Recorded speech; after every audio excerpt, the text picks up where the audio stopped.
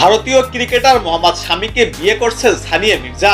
গত কদিন ধরে সামাজিক যোগাযোগ মাধ্যমে এমন জল্পনা কল্পনার ডালা মেলেছে, এমনকি এই দুই তারকার বিয়ের ছবিও ছড়িয়ে পড়েছে সামাজিক যোগাযোগ মাধ্যমে। ফলে জল্পনা কল্পনা দেখা দেয় আসলে কি এই দুই জুটি বিয়ে করছেন কিনা।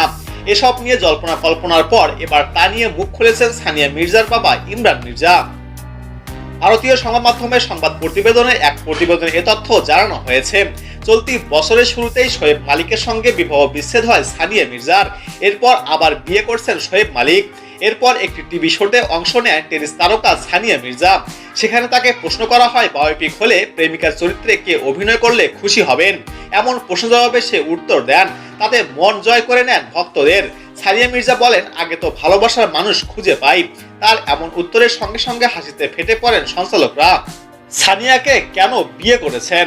টেলিভিশনে এই শোটি প্রচারের পর নেট দুনিয়ায় বিষয়টি ট্রেডিং এ চলে আসে। অনেকেই বলতে শুরু করেন যে তাহলে কি বিচ্ছেদের যন্ত্রণা ভুলে সামনে এগোতে চাইছেন সানিয়া মির্জা, তার মানে জায়গা করে নিতে শুরু করেছেন বিশেষ কেউ।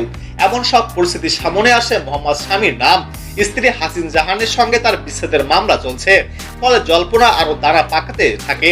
নেটিজেনদের দাবি, এবার কি একসঙ্গে হাঁটবেন এই দুই তারকা? জুটি বাধা নিয়ে জল্পনার পালা আরো যোগ হওয়া নিয়ে নেটিজেনদের কার্যকলাপ। তারা নানা প্রযুক্তি ব্যবহার করে স্বামী এবং সানিয়া মির্জার বিয়ের ছবিও বানিয়ে ফেলেছেন ভক্তরা। ফলে বিষয়টি অনেকের কাছেই বিশ্বাসযোগ্য হয়ে উঠেছে। এত সব ঘটনার পর এ নিয়ে মুখ খুলেছেন সানিয়া মির্জার বাবা ইমরান মির্জা।